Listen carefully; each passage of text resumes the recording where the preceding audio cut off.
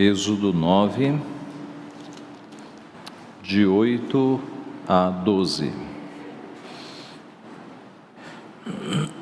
Diz assim a santa e inerrante palavra do Senhor. Então disse o Senhor a Moisés e a Arão: apanhai mãos cheias de cinza de forno, e Moisés atire-a para o céu diante de Faraó. Ela se tornará em pó miúdo sobre toda a terra do Egito, e se tornará em tumores que se arrebentem em úlceras nos homens e nos animais por toda a terra do Egito. Eles tomaram cinza de Faraó, eles tomaram cinza de forno e se apresentaram a Faraó. Moisés atirou-a para o céu e ela se tornou em tumores que se arrebentavam em úlceras nos homens e nos animais, de maneira que os magos não podiam permanecer diante de Moisés por causa dos tumores, porque havia tumores nos magos e em todos os egípcios. Porém o Senhor endureceu o coração de Faraó, e este não os ouviu, como o Senhor tinha dito a Moisés. Vamos orar de novo? Pai Santo, nós estamos diante da Tua santíssima palavra. Nós Te agradecemos porque o Senhor a preservou de uma maneira fiel, para que nós pudéssemos hoje ser edificados por ela. Nós Te louvamos pelo Teu grande poder em fazer com que ela fosse escrita fielmente e em preservá-la durante milênios, para que nós pudéssemos ser instruídos pelo Senhor.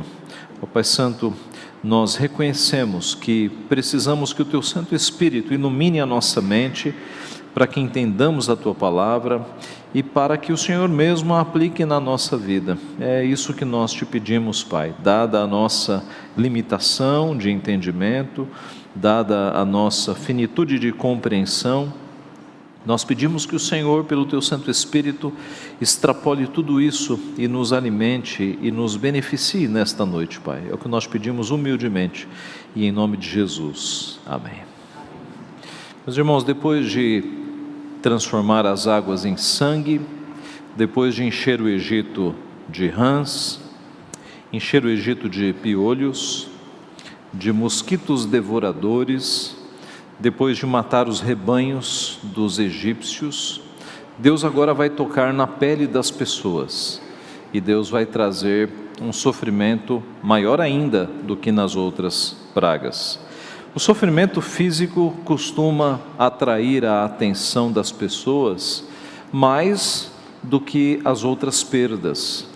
E Deus então vai enviar agora a sexta praga, a praga dos tumores. O nosso texto começa com Deus dando as instruções a Moisés e a Arão: apanhai mãos cheias de cinza de forno, e Moisés atire-a para o céu diante de Faraó.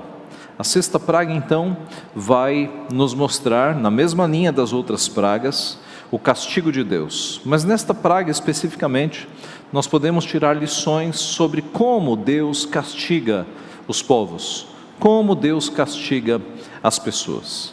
E a primeira forma que nós vemos aqui quanto ao castigo de Deus é que Deus castiga sabiamente, ou Deus castiga com sabedoria, Deus castiga sabiamente. Diz o verso 10, que eles tomaram cinza de forno, se apresentaram a Faraó, Moisés atirou-a para o céu, e ela se tornou em tumores que se arrebentavam em úlceras nos homens e nos animais. A palavra usada aqui para tumores ou para úlceras, ela ocorre uma dúzia de vezes no Antigo Testamento e é usada para uma variedade de doenças dermatológicas infecciosas, especialmente infecciosas. Esta palavra pode significar inflamação, abscesso e furúnculo. Os estudiosos, eles trabalham esse texto crendo justamente num tipo de tumor, num tipo de úlcera que tinha infecção, que tinha pus, como se fosse um furúnculo de fato. Em Deuteronômio 28, 27, Moisés nos dá mais detalhes sobre estes tumores. Diz o texto, Deuteronômio 28, 27: o Senhor te ferirá com as úlceras do Egito, com tumores, com sarna e com prurido, de que não possas curar-te. A palavra prurido, ela aparece em outros lugares, relacionada com pus mesmo. Então eram tumores muito doloridos, tumores infeccionados, tumores que se espalharam pelo corpo de todos os egípcios. Nós podemos imaginar esta cena agora, este tipo de sofrimento. E os tumores atingiram não apenas as pessoas, mas todos os animais que sobreviveram, que não faziam parte daquele rebanho que havia sido exterminado. Podemos pensar aqui em animais domésticos, selvagens, eles foram atingidos também com estes tumores. O texto nos fala, na instrução de Deus e na execução, que a ordem de Deus foi que Moisés fosse até um forno, enchesse a sua mão ali de cinza de forno e jogasse para o ar. E era estas cinzas que, caindo sobre as pessoas e sobre os animais, que se tornavam em tumores. O tipo de forno mencionado aqui era exatamente um forno para queimar tijolos. Os hebreus conheciam muito bem esse tipo de forno, porque ele trazia más recordações e más memórias, porque eram nestes fornos que o povo de Deus assava e fabricava os tijolos para os egípcios. Então veja como Deus disciplina com sabedoria, fazendo referências a pecados, porque nestes fornos que os hebreus sofreram com suor e com lágrimas, fabricando tijolos para os egípcios, foi deste forno que agora veio o castigo para os egípcios.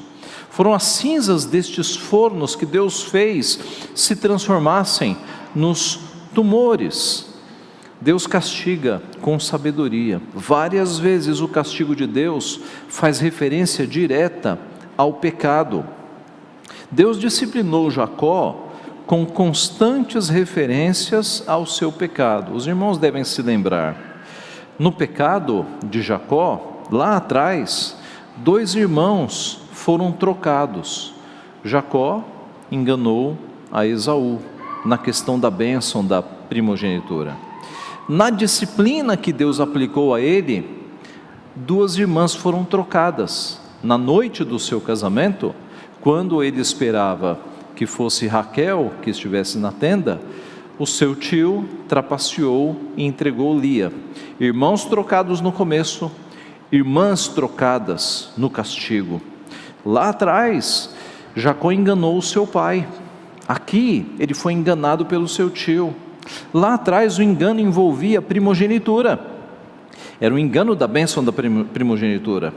Aqui no pecado, Labão disse: não é assim que se faz na nossa terra, entregar uma filha, a filha mais nova, antes da filha mais velha. O castigo envolveu a primogenitura. Lá atrás, a trapaça de Jacó ocorreu nas trevas da cegueira do seu pai. Aqui nós temos ele sendo castigado na troca das irmãs, nas trevas da noite. Então observe como Deus disciplina com sabedoria. Deus disciplina fazendo menção ao pecado. Nadab e Abiú pegaram fogo estranho e Deus os castigou com fogo também. Eles foram fulminados. Faraó pecou ao ordenar que os bebês fossem jogados nas águas. E Deus puniu os exércitos de Faraó nas águas, eles foram afogados nas águas. Adoni-Bezeque, em Juízes capítulo 1, uma história não muito conhecida, mas está lá em Juízes capítulo 1, depois leia. Ele foi um homem de guerra que cortou os dedos polegares das mãos de 70 reis. E adivinha, Deus o puniu da mesma forma, cortando os seus dedos. Isso está lá em Juízes 1, 6 e 7. Aqui nós temos Faraó fazendo o povo de Deus sofrer nos fornos de tijolos, e são justamente as cinzas dos fornos que agora farão o povo do Egito sofrer. Deus castiga sabiamente. Deus olha para o pecado e geralmente Ele dá um castigo relacionado ao pecado. Qual é a aplicação disso para nós? Em primeiro lugar, nós temos que fazer a distinção entre juízo e disciplina. Juízo é para não crentes. O juízo, ele não prevê arrependimento. O juízo é o juízo de Deus. Agora, disciplina é para crentes. Disciplina é para suscitar o arrependimento.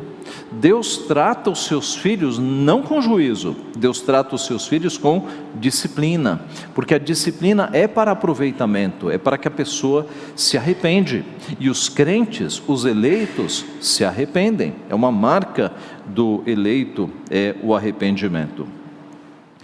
Agora, o caso aqui do Egito não foi de disciplina, foi de juízo mesmo. As pragas não eram lançadas sobre o povo de Deus, as pragas eram lançadas sobre o povo que estava totalmente perdido, nas mãos de Faraó. Então o caso aqui foi disciplina, mas para nós a aplicação deve ser, para o Egito foi juízo, né? Para nós a aplicação deve ser sempre de disciplina, porque a Bíblia diz que Deus disciplina o filho a quem ama. Então, não tenha dúvidas de que se você está andando em caminhos de desobediência, Deus vai te disciplinar. Ora, se nós que somos pais e mães, por zelo, nós disciplinamos os nossos filhos quando eles estão fazendo coisas erradas, e Deus, que é o Pai perfeito, é claro que Ele vai disciplinar. Deus sempre vai disciplinar filhos que estão andando por caminhos errados, para que eles voltem para os seus santos caminhos. É isso que o autor do livro, ou da carta aos Hebreus, nos diz no capítulo 12. Pois eles, referindo-se aos pais físicos, nos corrigiam por pouco tempo, segundo melhor lhes parecia.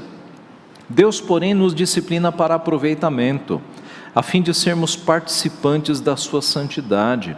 Toda disciplina, com efeito, no momento, não parece ser motivo de alegria, mas de tristeza.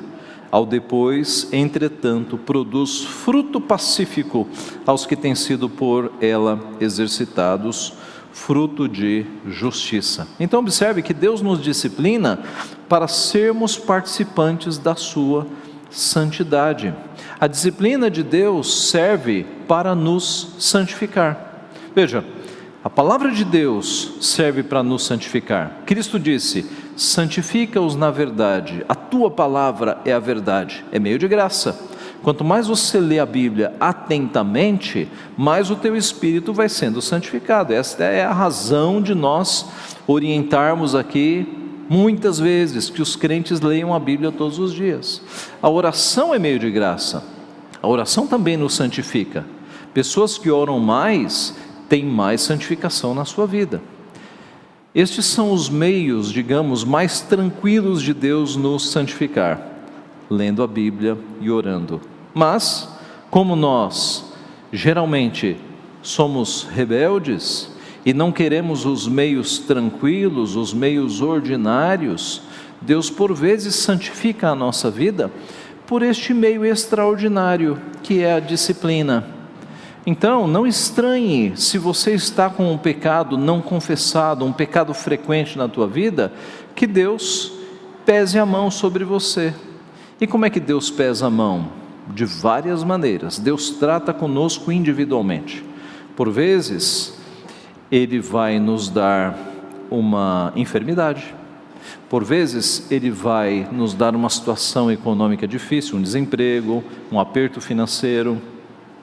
Por vezes Deus vai colocar alguém na nossa vida, no nosso trabalho, para que seja o seu chicote na nossa vida, para que nós soframos e percebamos o quão longe e desobedientes nós estamos em Deus.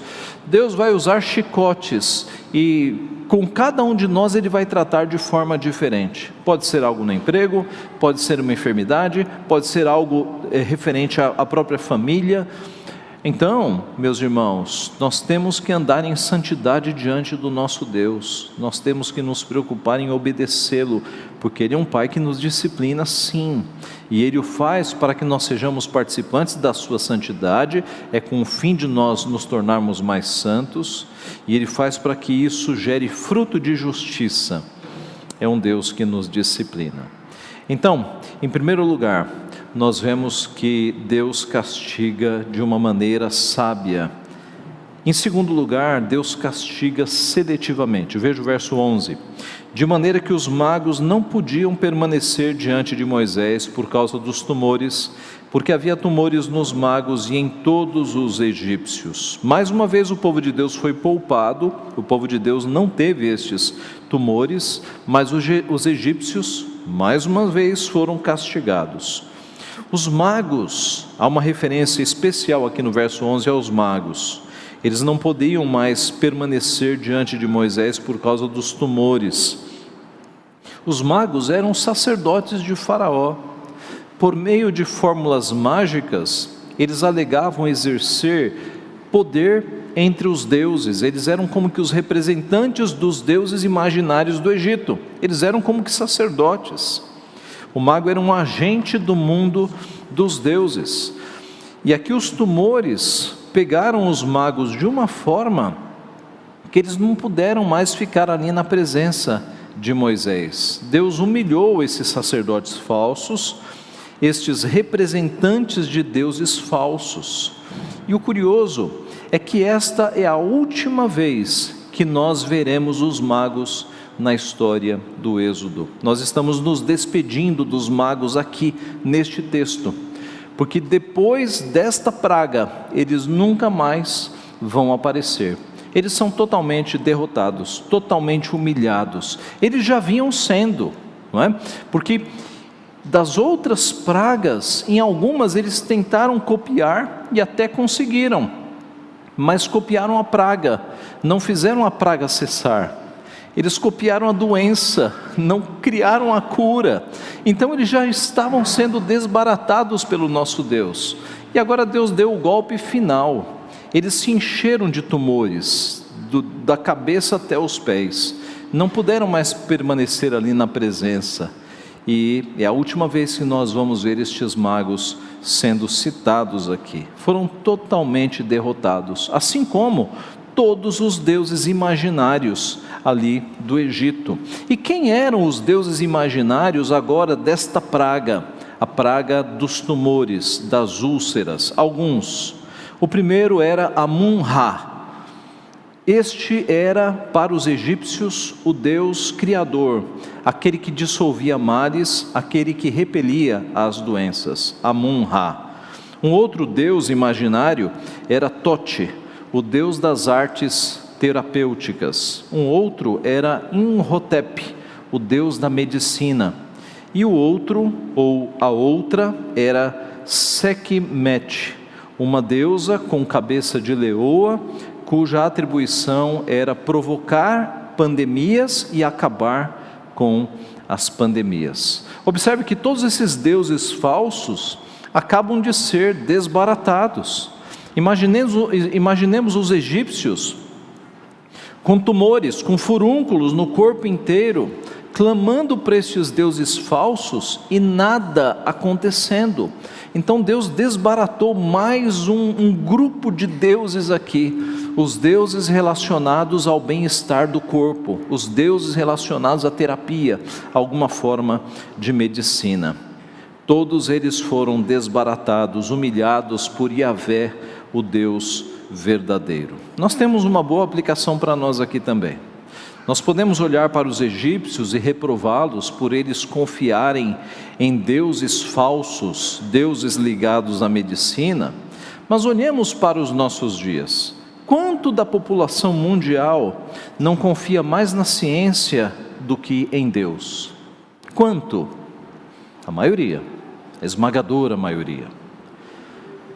Quantos confiam mais na medicina do que em Deus?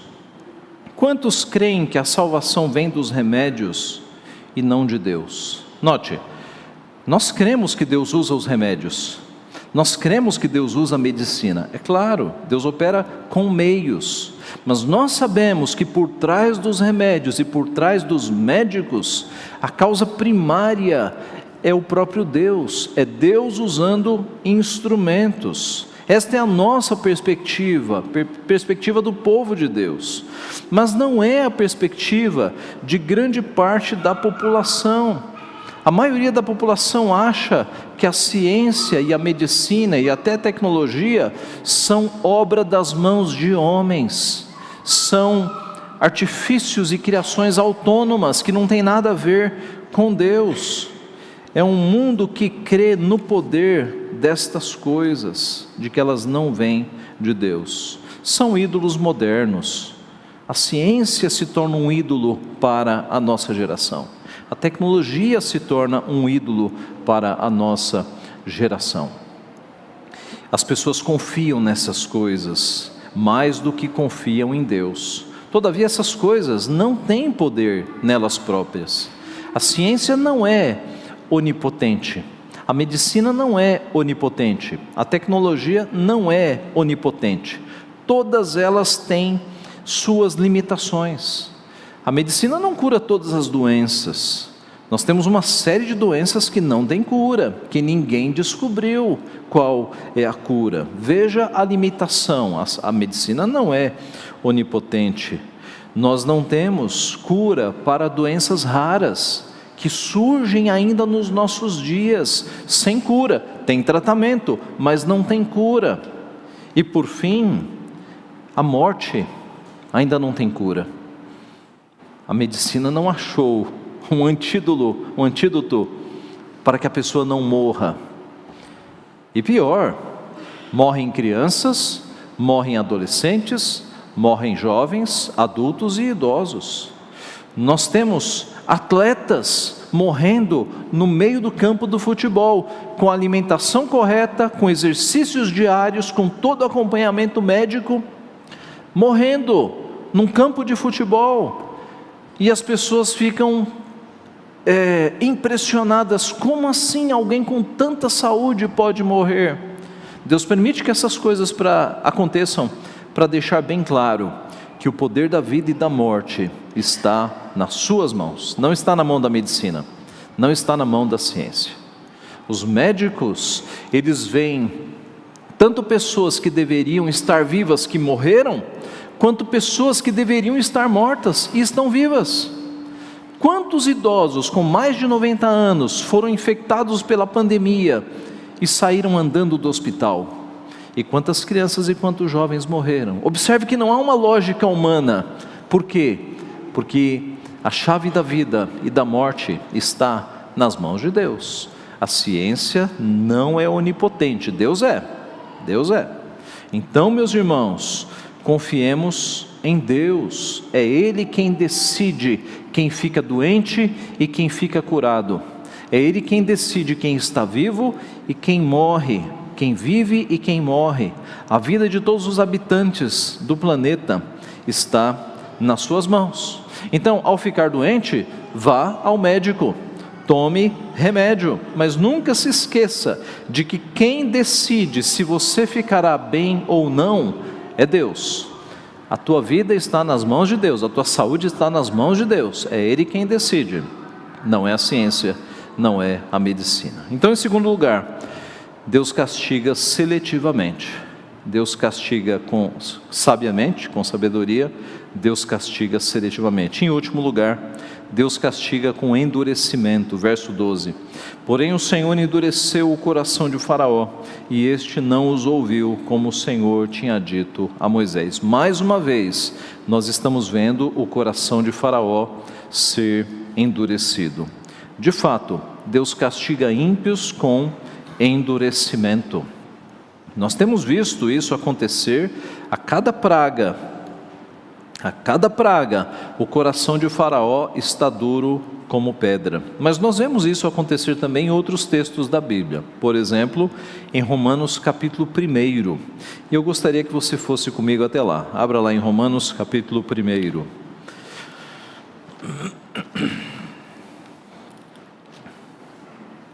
Veja a partir do verso 18. Romanos capítulo 1, a partir do verso 18, é um texto que fala sobre a ira de Deus. O verso 18 começa assim: a ira de Deus se revela do céu contra toda a impiedade e perversão dos homens que detêm a verdade pela injustiça. Porquanto o que de Deus se pode conhecer é manifesto entre eles, porque Deus lhes manifestou. A partir destes versículos, e indo até o final, até o verso 32, nós temos o apóstolo Paulo, divinamente inspirado, usando 3 vezes uma palavra que é muito forte, que é entregou. Entregou. Na língua grega, esta palavra era usada para um sentido judicial. Quando alguém era entregue a um juiz, quando alguém era entregue numa pena de morte, esta palavra era utilizada. E Paulo a utiliza aqui 3 vezes. No versículo 24, veja comigo: por isso Deus entregou tais homens à imundícia. No versículo 26, por causa disso os entregou Deus a paixões infames. E no versículo 28, e por haverem desprezado o conhecimento de Deus, o próprio Deus os entregou a uma disposição mental reprovável. É a mesma palavra aqui, que traduzida para o português é entregou, é uma entrega judicial. Deus os entregou à imundícia, Deus os entregou às paixões infames, Deus os entregou a uma disposição mental reprovável. Tudo isso tem a ver com endurecimento, Deus entregando as pessoas aos seus próprios pecados. Alguém já disse que a pior coisa que Deus pode fazer com uma pessoa é dizer: seja feita a tua vontade. Entregar a pessoa às próprias cobiças, entregar a pessoa aos próprios pecados. Irmãos, esta é a situação do Brasil. Nós temos no nosso país um aumento de imoralidade, um aumento de homossexualismo, um aumento de corrupção, um aumento de maldade, e não tenha dúvida de que estes são sinais claros expressos aqui em Romanos 1, porque a nossa sociedade é uma sociedade que vai se afastando de Deus a passos largos, e Deus entrega uma sociedade aos seus próprios pecados. Essa é a razão de tanto aumento de imoralidade, não só no Brasil, mas no mundo de uma forma geral. Isso é juízo de Deus, é castigo de Deus, é endurecimento. Deus entrega as pessoas aos próprios pecados. Ao invés de Deus amolecer o coração e dar arrependimento, Deus entrega, o coração petrifica e as pessoas seguem no caminho do juízo, no caminho da perdição. Esta é a situação de Faraó aqui, e esta é a situação de muita gente nos nossos dias. Mas qual é a solução? A palavra nos dá a solução. 2 Crônicas 7,14 diz: se o meu povo, que se chama pelo meu nome, se humilhar e orar, e me buscar, e se converter dos seus maus caminhos, então eu ouvirei dos céus, perdoarei os seus pecados, e sararei a sua terra. Nós já vimos isso acontecer. Jonas, por exemplo, foi até Nínive, pregou que Deus destruiria a cidade, e o povo se arrependeu dos seus pecados, e o povo se converteu. Nosso Senhor Jesus, no Novo Testamento, Ele pregava e as pessoas se convertiam, e as pessoas se arrependiam.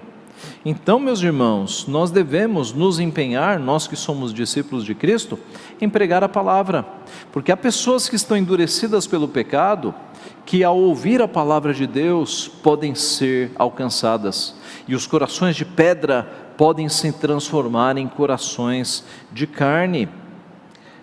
A praga das úlceras e dos tumores, meus irmãos, foi terrível naqueles dias. A praga das úlceras e dos tumores retornará no juízo final. Apocalipse fala sobre ela, Apocalipse 16:2. Saiu, pois, o primeiro anjo e derramou a sua taça pela terra, e aos homens portadores da marca da besta e adoradores da sua imagem sobrevieram úlceras malignas e perniciosas. A situação sem Deus, sem Cristo, é terrível. O Apocalipse virá. As taças da ira de Deus serão derramadas sobre a humanidade. E para quem sempre duvidou dessas coisas e fez galhofa e fez sátira, pôde ter um gostinho disso na pandemia que nós passamos há pouco tempo atrás. Deus mandou um gostinho, digamos, uma pequena amostra do que serão as taças da sua ira quando derramadas sobre a população. Por causa de um vírus, um pequeno vírus, o mundo parou, as pessoas ficaram trancadas dentro de casa. Globalmente, mundialmente, as taças da ira de Deus que Ele derramará sobre a terra serão muito piores do que uma pandemia. Então é hora de aqueles que não estão firmes em Cristo, se firmarem em Cristo, se agarrarem em Cristo, porque o mundo caminha exatamente para as previsões que nós temos na palavra, exatamente. O aumento da maldade, o aumento da imoralidade, o esfriamento da fé de muitos, tudo isso são sinais que Cristo falou, registrados em Mateus 24, por exemplo, e está tudo caminhando segundo a sua palavra, de forma, meus irmãos, que nós temos que nos agarrar em Cristo. Faraó não tinha mais solução, mas você que talvez esteja longe de Deus, em uma vida de pecados, ainda tem uma chance de salvação. Se você voltar-se para Cristo, busque a Ele, arrependa-se dos teus pecados, e você pode encontrar salvação na misericórdia, na graça do nosso Deus. Deus castiga com endurecimento. Horrível coisa é cair nas mãos do Deus vivo. Arrependa-se enquanto há tempo, buscai o Senhor enquanto se pode achar. Irmãos, concluindo, Deus, quanto ao seu povo, trabalha com disciplina. Ele nos disciplina para aproveitamento, não é para nos destruir, é sempre para que, por meio do sofrimento físico, nós tenhamos o nosso espírito aperfeiçoado. Sempre, Deus sempre quer o nosso bem. Todas as coisas cooperam para o bem daqueles que amam a Deus, inclusive a disciplina, inclusive o sofrimento, inclusive o desemprego, o luto, a doença, tudo é para o nosso aperfeiçoamento. Deus nos trata com disciplina. Agora, quanto a ímpios, Ele trata com castigo e com juízo. E adivinhe o que Ele fez por nós. Séculos antes de Cristo subir à cruz, Isaías profetizou: mas Ele foi traspassado pelas nossas transgressões, moído pelas nossas iniquidades. O castigo que nos traz a paz estava sobre Ele, e pelas suas pisaduras fomos sarados. Cristo foi castigado no nosso lugar, para que nós não fôssemos castigados como ímpios, para que nós não fôssemos mandados para o inferno. Cristo suportou o castigo que era devido a nós. Hoje nós temos disciplina porque nós somos filhos, mas o que cabia para nós era juízo, era castigo. E por que nós não fomos castigados? Porque Cristo foi castigado no nosso lugar. A cruz era para nós, a morte eterna, o inferno era para nós, e Cristo morreu na cruz. Calvino diz que o inferno subiu à cruz, para que na cruz Ele recebesse a punição que estava reservada a nós. Cristo foi castigado para que nós não o fôssemos, meus irmãos. Louvado seja o nome de Cristo, que assumiu o nosso lugar, para que nós não recebêssemos este castigo. Pelas suas pisaduras fomos sarados, o castigo dele nos trouxe a paz. É por isso que hoje nós temos paz com Deus. Louvado seja o nome do nosso Senhor Jesus, que Ele assim nos abençoe. Amém.